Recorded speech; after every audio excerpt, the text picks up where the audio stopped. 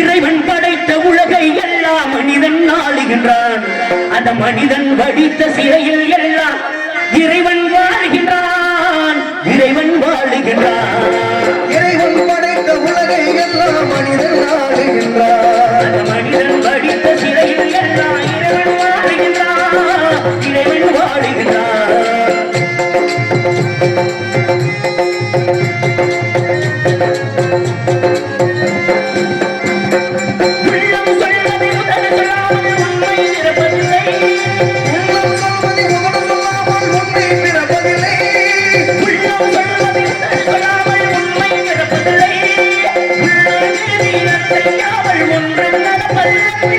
ஒன்றும் நடப்பதில்லை.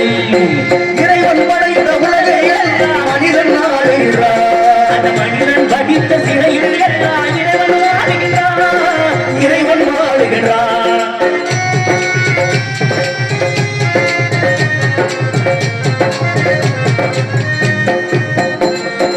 இரண்டு மனிதர் சேர்ந்தபோது எண்ணம் வேறாகும். இரண்டு மனிதர் சேர்ந்தபோது எண்ணம் வேறாகும்.